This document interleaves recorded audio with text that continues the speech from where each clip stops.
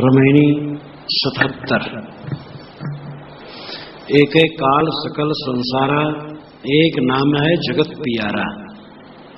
त्रिया पुरुष कछ कथ्यो न जाई, सर्व रूप जग रहा समाई। रूप निरूप जाय नहीं बोली, हल्का गरुआ जाय न तौली। भूख न तृषा धूप नहीं छाही, दुख सुख रहित रहे तेहि माही।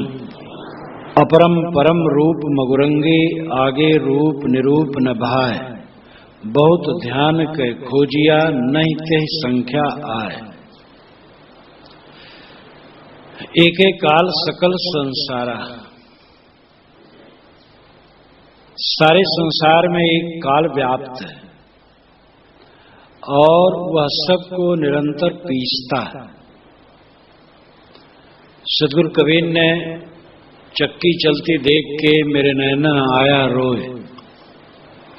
दुई पाट भीतर आए कि साबुत गया न कोय। इस साखी प्रकरण में कहा, दो पाटों की चक्की निरंतर चल रही है और उसमें सब जीव पिस रहे हैं। कौन सा दो पाट है? स्थूल सूक्ष्म, कारण कार्य, देश काल,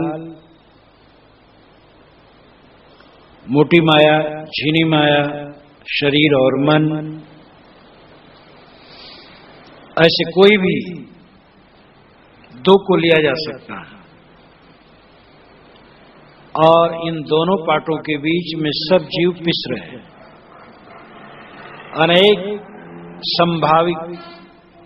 अनेक संभावित हानि लाभ की कल्पनाओं को लेकर के जीव निरंतर जलता रहता है। एक ही काल सारे संसार में है। काल का दो रूप है, एक तो अनादि और अनंत है वह काल, और दूसरा सेकंड, मिनट, घंटा, रात दिन, सप्ताह, पक्ष, मास, वर्ष, ये सब काल के खंड करके उसको हम समझने की चेष्टा करते हैं।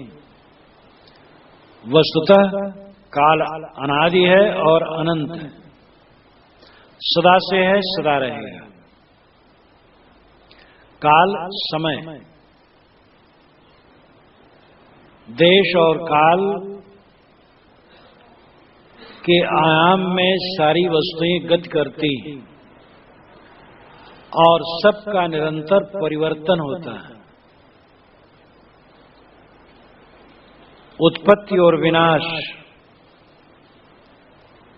परिवर्तन में फलते हैं। देश और काल परिवर्तन में लगते हैं। टेबल पर एक वस्तु रखी गई और उसको सरकाई गई।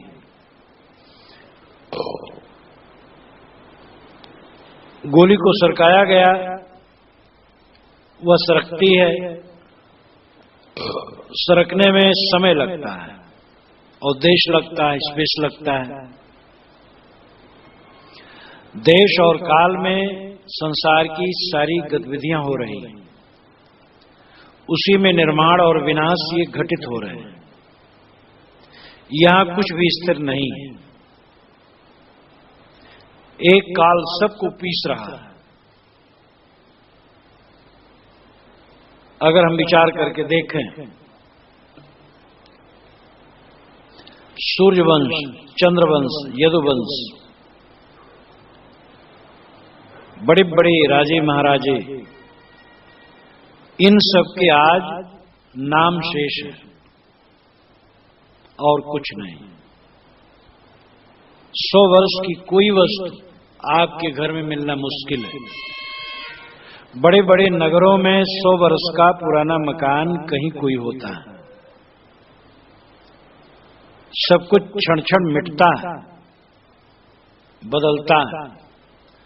रूप गोस्वामी ने कहा है, यदुपते क्वागता मथुरापुरी, रघुपते क्वागतोत्तर कौशला, इत विचिंत मनः कुरुष स्थिरम, नस्दिदम जगदित्येव धारये। यदुपति के मथुरा नगरी का ऐश्वर्य कहाँ गया? रघुपति के उत्तर कौशल का ऐश्वर्य कहाँ गया? इन बातों पर विचार करो और अपने लिए जो निर्णय लेना है लो। काल कह करके संसार की क्षणभंगुरता पर साहब प्रकाश डालते हैं। काल का दूसरा स्वरूप है मन की कल्पना। मन की कल्पनाएं आदमी को निरंतर आंदोलित करती। नौकरी छूट न जाए, व्यापार बंद न हो जाए, खेती डूब न जाए, स्वजन परजन न हो जाए, रूठ न जाए, चोर बदमाश हमें लूट न लें, भयंकर बीमारी न आ जाए, जल्दी से मृत्यु न हो जाए। इन अनेक कल्पनाओं में आदमी जूझता रहता है और ये सारी बातें निरर्थक हैं। तुम सब समय निश्चिंत रहना सीखो और जो होगा सो ठीक होगा। तो समय रूपी काल की याद दिला करके सद्गुरु वैराग दिलाते हैं, डराते हैं हमें कि वैरागवान बनो, संसार की नश्वरता को निरंतर देखो और मन की कल्पना की याद दिला करके काल शब्द से वे हमें सावधान करते हैं कि देखो मन में भटक न जाना, मन के जाल में उलझ न जाना। एक काल सकल संसार, सारे संसार में काल व्याप्त है। सारी वस्तुओं को वह निरंतर पीस रहा है। यहां कुछ भी स्थिर नहीं है। सबके मन में कल्पना रूपी काल व्याप्त है। अब आदमी कल्पनाओं में उलझ रहा है। कल्पनाओं को जो शांत कर सके वही सच्चे अर्थ में सुखी रह सकता है। दूसरी बात, एक नाम है जगत पियारा। एक नाम है जो जगत में बहुत प्रिय है। कौन सा नाम प्रिय है? राम नाम सबको प्रिय नहीं है। शैव ही राम राम नहीं कहते हैं। अल्लाह नाम सबको प्रिय नहीं है। हिंदू अल्लाह नहीं कहते हैं। ओम, यीशु, गॉड, कोई भी नाम सबको प्रिय नहीं। यहां नाम का अर्थ लाक्षणिक है, आत्मा के लिए संकेत है। एक आत्म अस्तित्व ही सबको प्रिय। इसके लिए बृहदारण्यक उपनिषद में बड़ा रोचक उदाहरण है। याज्ञवल्क्य की दो पत्नियां थी, मैत्रेयी और कात्यायनी। बुढ़ापा में उन्होंने धन बांट करके दोनों को दे दिया और कहा मैं सन्यासी होने जा रहा हूं। कात्यायनी धन पाके खुश हो गई, साधारण बुद्धि की थी, लेकिन मैत्रेयी समझदार थी। उसने कहा भगवान, क्या मैं इस धन को पा करके अमर हो जाऊंगी? कथम तेन अमृतास्याम, क्या मैं धन से अमर हो जाऊंगी? याज्ञवल्क्य ने उत्तर दिया, अमृतत्वस्य तु न आशा अस्ति वित्तेन। ऐ मैत्रेयी, धन से अमरता की आशा नहीं करनी चाहिए। मैत्रेयी ने कहा, एनाहम नामृतास्याम किमहम तेन कुर्याम। मैं जिससे अमरता न पा सकूं उसको लेकर के क्या करूं? याज्ञवल्क्य ने कहा, सुनो, मैं तुमको अमरता का रास्ता बताता हूं। पद की कामना के लिए पद प्रिय नहीं होता, किंतु अपनी आत्मा की कामना के लिए पति होता है। पत्नी की कामना के लिए पत्नी प्रिय नहीं होती, अपनी आत्मा की कामना के लिए पत्नी प्रिय होती है। इसी प्रकार पुत्र, धन, ब्रह्म, छत्र, लोक, देव, ऐश्वर्य और अन्य सारी चीजों को हम उनके लिए प्यार नहीं करते, किंतु अपनी आत्मा की कामना के लिए ही प्यार करते हैं। जिस आत्मा के लिए हम सब कुछ को प्यार करते हैं, वह आत्मा ही देखने, सुनने, मनन करने और निधिध्यासन करने योग्य है। हे मैत्रेयी, आत्मा को देखने, सुनने, समझने और जानने से मनुष्य मानव सब कुछ जान जाता है और सब कुछ पा लेता है। आत्मा वारी द्रष्टव्य, श्रोतव्यो, मंतव्यो, निधिध्यास्तव्यो। मैत्रेय आत्मनो वारी दर्शनेन श्रवणेन मत्या विज्ञानेनेदं सर्वं विदितम्। आत्मा को जान लेने पर मानो सब कुछ जाना हुआ है, क्योंकि अपनी आत्मा के साक्षात्कार में ही सारी वस्तुएं जानी जाती हैं। एक नाम है जगत पियारा, एक आत्मा जिसका नाम है वही जगत में प्रिय है। आत्मा ही प्रिय है, स्वयं ही प्रिय है, स्वयं के लिए ही सब कुछ किया जाता है और कुछ प्रिय नहीं।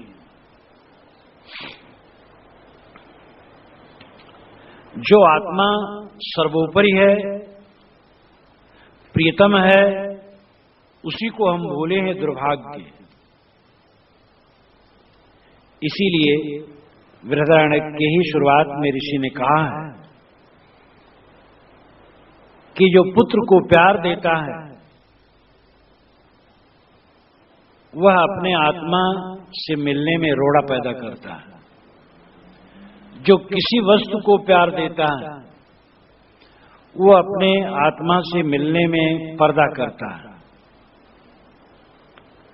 प्रीतम तो आत्मा है और कुछ प्रीतम नहीं, सब एक स्वप्न है। मन के संबंध से सबकी प्रतीति है। मन लीन हो जाने पर सारी प्रतीतियां समाप्त हो जाती हैं। आत्मा ही सर्वोच्च, अत्यंत प्रिय और अपना आपा है। उसको हमें समझने की जरूरत है। दुनिया की वस्तुओं को चाह करके भी हम अपने पास उन्हें रख नहीं सकते और अपनी आत्मा को छोड़ने का हठ करके भी उसे हम छोड़ नहीं सकते। इसलिए हमें आत्म अनुरागी होना चाहिए। वो आत्मा कैसा है, वो स्वरूप कैसा है, उसके लिए सद्गुरु कहते हैं, त्रिया पुरुष कछ कथ्यो न जाई, सर्व रूप जग रहा समाई। उसको त्रिया और पुरुष नहीं कहा जा सकता है। त्रिया पुरुष, स्त्री पुरुष, नपुंसक इत्यादि लिंग भेद ये शरीर का भेद है। श्वेताश्वतर उपनिषद में भी कहा गया है, नैव स्त्री न पुमानेश न चैवायम नपुंसका यद ये शरीर मादत्ते तेन तेन संयुज्यते। यह जीव, यह आत्मा न स्त्री है, न पुरुष है, न नपुंसक है।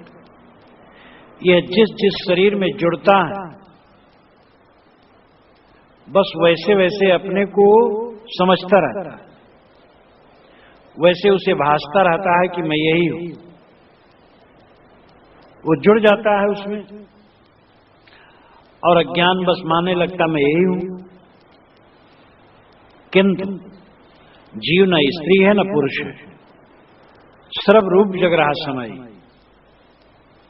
सारे संसार में जहां कहीं भी ज्ञान स्वरूप है वही है और वो सर्वरूप बन जाता है। हाथी में गया तो हाथी रूप, घोड़े में गया घोड़ा रूप, चीटी में गया, चीटी रूप, मेढक में गया, मेढक रूप, स्त्री में, पुरुष में, नपुंसक में, काले में, गोरे में, नाटे में, लंबे में, जिस जिस शरीर में जाता है वही रूप अपने को मानने लगता है, लेकिन वह रूप उसका नहीं। उसका रूप तो ज्ञान मात्र है। रूप निरूप जाय नहीं बोली, ये नहीं कहा जा सकता है रूपवान है, क्योंकि सारे रूप दृश्य हैं और जीव दृश्य नहीं है, आत्मा दृश्य नहीं है, इसलिए उसको हम रूप वाला नहीं कह सकते। निरूप का है, रूप रहित है, ये भी नहीं कहा जा सकता, क्योंकि उसकी सत्ता है, ज्ञान उसका गुण है, इसलिए वो द्रव्य है। और जो द्रव्य हो वो शून्य नहीं होता, वो सत्तात्मक है, द्रव्य है, इसलिए निरूप भी नहीं, रूप रहित भी नहीं, वो ज्ञान मात्र है, इतना ही कहा जा सकता है। तो रूप निरूप जाय नहीं बोली, हल्का गरुआ जाय न तौली, वो तौला नहीं जा सकता है कि वजनदार है कि हल्का है, ये बताया जा सके, क्योंकि ये सारी चीजें भौतिक द्रव्यों में होती है, वो अभौतिक है। भूख न तृषा धूप नहीं छाई, उसको भूख नहीं लगती, तृषा प्यास भी नहीं लगती है, धूप की उसे आवश्यकता नहीं और छाया की भी आवश्यकता नहीं। भूख और प्यास शरीर जनित है। ठंडी लगने पर धूप की जरूरत लगती है और गर्मी लगने पर छाया की जरूरत पड़ती है। जीव में कुछ जरूरत नहीं। देह संबंध में सारे उपद्रव हैं। देह अतीत चेतन में, शुद्ध चैतन्य में कोई दुख नहीं है, कोई दारिद्र्य नहीं है, कोई पीड़ा नहीं, वही तुम हो। जरा इसका ध्यान दो इस पर। तनिक तनिक बातों में तुम रात दिन सपच रहे हो, पीड़ित हो रहे हो। तुम अपने आप को देह मान रहे हो, स्त्री पुरुष मान रहे हो, ससुर दामाद मान रहे हो, पिता पुत्र मान रहे हो, बहन बेटी साली सरहज मान रहे हो, शत्रु मित्र मान रहे हो, ब्राह्मण शूद्र मान रहे हो, हिंदू मुसलमान मान रहे हो, पतला मोटा मान रहे हो। ये तुम्हारे मन का धोखा है। तुम यह सब नहीं हो। विवेक से देह को दूर रख दो। ये हाड़ मांस का ढांचा, ये मिट्टी का पिंड जो आजकल में बाहर आकर के गिर पड़ने वाला है, यह तुम नहीं हो। ये खाक तुम नहीं हो, धूल तुम नहीं हो। तुम तो शुद्ध चैतन्य हो, ज्ञान मात्र हो, अविनाशी हो। अत्यंत सूक्ष्म स्वरूप तुम्हारा है। अड़ो रड़ियाम महतो महीयान, आत्मस जंतोर्नीतो गुहायाम, तमक्रतु पश्यत वीत शोकौ, धातु प्रसादान महिमान मात्मना। अड़ो रड़ियाम जो अणु से अणु है, महतो महीयान और अपने गुणों में महान से महान है। अड़ो रड़ियाम महतो महीयान, आत्मस जंतोर नेतो गुहायाम। वह आत्मा सभी जंतुओं, सभी प्राणियों की हृदय गुफा में बैठा है। तमक्रतु पश्यत वीत शोको। उसको कैसे पश्यत देखा जा सकता है, उसका साक्षात्कार कैसे होगा? जब आदमी अकृत और वीत शोक हो। अकृत का मतलब है कर्म प्रपंच से रहित हो, दुनिया के गोरख धंधे में रात दिन उलझा न हो। और वीत शोक हो, निर्द्वंद, सूखी रोटी मिल जाए, पानी मिल जाए, थोड़ा कपड़े मिल जाएं, रहने की जगह मिल जाए, और क्या चाहिए। साधना करो, कल्याण करो, जीवन की सफलता इसमें है, दुनिया के ऐश्वर्य और ठाट ठटने में नहीं। तमक्रतु पश्यत वीत शोको धातु प्रसादान महिमान महात्मन। धातु कहते जो धारण करे, मन और इंद्रियां जीवन को धारण करती हैं, इसलिए धातु। इनके प्रसाद शुद्ध होने पर महिमानम आत्मनः, आत्मा अपनी महिमा में प्रतिष्ठित हो जाता है। दुख सुख रहित रहे तेहि माही। सदगुरु कहते हैं दुख और सुख दोनों द्वंद्वों से तुम्हारा स्वरूप अलग है, इसलिए रहते ही माही, उसी में तुम रहो, स्वरूप में रहो, देह में न रहो। देहाकार वृत्ति लिए मत बचो, स्वरूपाकार वृत्ति अपनाओ। अहम शुद्ध चैतन्य ज्ञान स्वरूपम अजरहम अमरहम अखंडम मनूपम। इस महामंत्र को आत्मसात कर लो, निरंतर तुम्हारे हृदय में गूंजता रहे, मैं अजर अमर अखंड शुद्ध चैतन्य हूं। अपरम परम रूप मगुरंगी, आगे रूप निरूप न भाए। अपरम परम, अपरम परम का मतलब सर्वोच्च। तुम्हारा स्वरूप सर्वोच्च, आत्मा से श्रेष्ठ, चेतन से श्रेष्ठ कुछ नहीं, उसके समान भी कुछ नहीं है। जो उसके समान है वो सजाती है, चेतन चेतन सजाती है, और विजाति जड़ है, इसलिए आत्म अस्तित्व के समान कुछ नहीं। अपरम परम सर्वोच्च तत्व तुम्हारा आपा है। रूप मगुरंगी, अपरम परम रूप तुम्हारा चेतन सर्वोच्च है, मगुरंगी। उसी मार्ग में रमो, उसी मार्ग में अपने को रंगो, स्वरूप विचार में ही अपने को निरंतर रंगो। अंदर में जो शब्द विषय वासना की गूंजते उनको निकालो, बाहर के विषय वासना के शब्द न कहो। व्यवहार की चर्चा काम भर की करो, ज्यादा न करो। लाई लगाई इधर उधर की बात न करो, समय बर्बाद न करो। ज्ञान की चर्चा करो, पाठ करो, स्वरूप चिंतन करो, ध्यान करो, समाधि करो।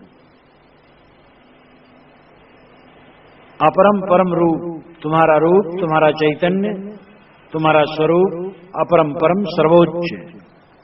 मगुरंगी, इसी मार्ग में रहो, आगे रूप निरूप न भाए। भाई भाई है भाई, इसके आगे उसके रूप का निरूपण नहीं हो सकता। रूप निरूप, रूप यानी स्वरूप, निरूप यानी निरूपण, विश्लेषण, कथन। जो संकेत में कहा गया, न वो स्त्री है न पुरुष है, न रूप वाला है न अरूप वाला है, न हल्का है न गरुआ है, न उसमें भूख प्यास है न धूप छाया है, न दुख सुख है। इस प्रकार निषेधक संकेतों में उसके लिए निर्देश किया गया। बस यही चारा है उसको समझाने के लिए। अरूपम मगंधम स्पर्शम, श्रुतियों में भी कहा गया। नांत प्रज्ञम न बहिष्प्रज्ञम नो भयत प्रज्ञम न प्रज्ञान घनम न प्रज्ञम न प्रज्ञम। अव्यवहार मग्राह लक्षण मत्पदेश में एकात्म प्रत्ययसारम। प्रपंचोपशमम शांतम शिवमद्वैतम चतुर्थम मन्यन्ते सात्मा साविज्ञा। निषेधात्मक स्वर में बताते बताते फिर कहा आत्म अस्तित्व मात्र है वो। एक आत्म प्रत्ययसारम, एक आत्म अस्तित्व मात्र है। प्रपंच का उपशमन है, शांत है, शिव है, कल्याण स्वरूप है। तुम्हारे समान तुम हो और कुछ नहीं। आगे रूप निरूप न भाई, अरे भाई आगे इसके रूप का निरूपण नहीं हो सकता और करने की जरूरत नहीं, वो तुम ही हो, खोजना नहीं है, तुम स्वयं हो। जो भी जाति उसको छोड़ो, स्वयं में ठहरो। बहुत ध्यान के खोजिया नहीं ते संख्या है। साहब कहते हैं बहुत ध्यान करके खोजा गया। मनीषियों ने ध्यान द्वारा बहुत इसका अन्वेषण किया।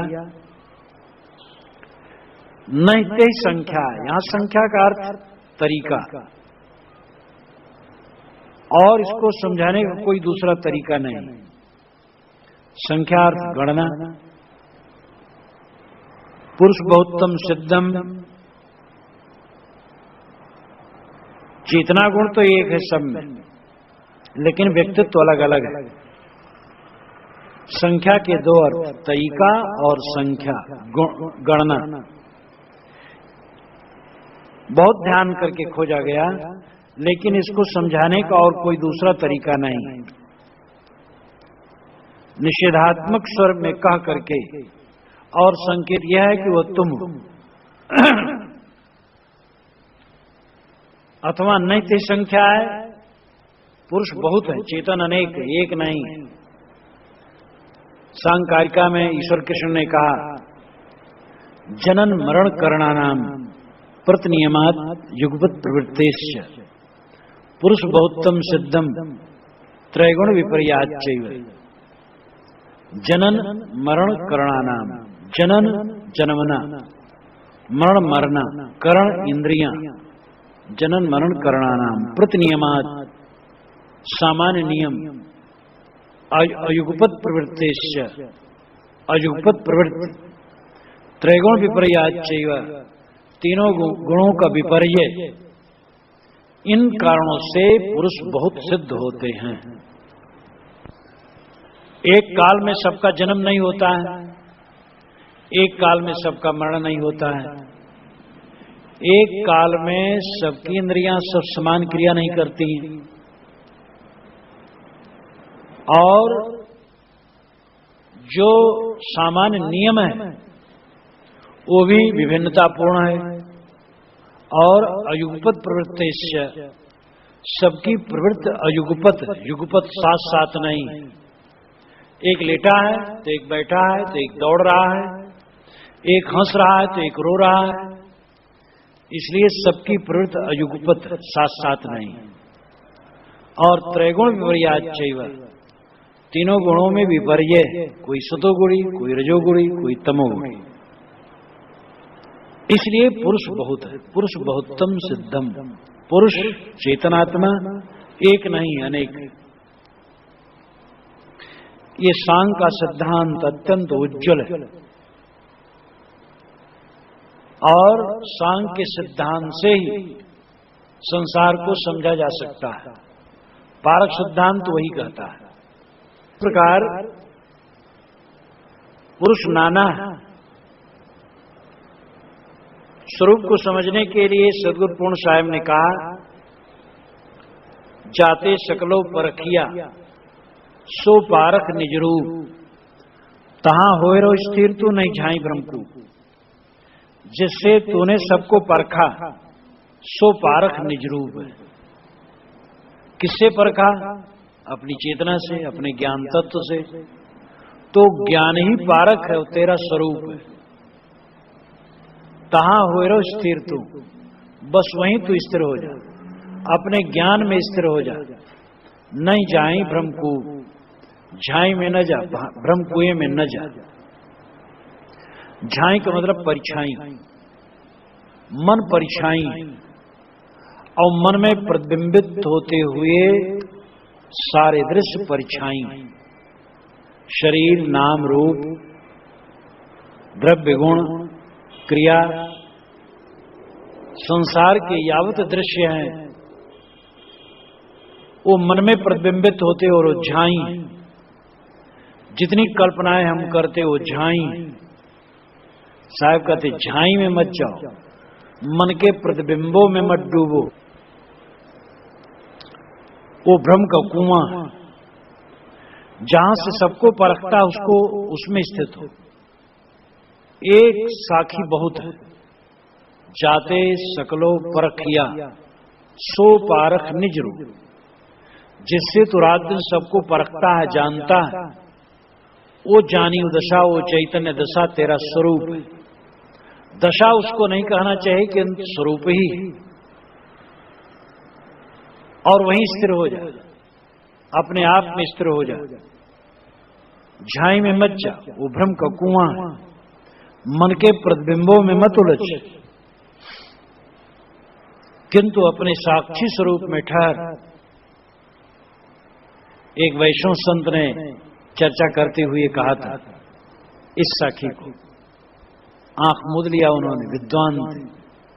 जाते सकलो परखिया सो पारख निज रू। तहां होय स्थिर तू नहीं झाई ब्रह्म को। उन्होंने त्रिज्या को पढ़ा था और उनको लगा था पारख सिद्धांत उनको बड़ा सच लगा था।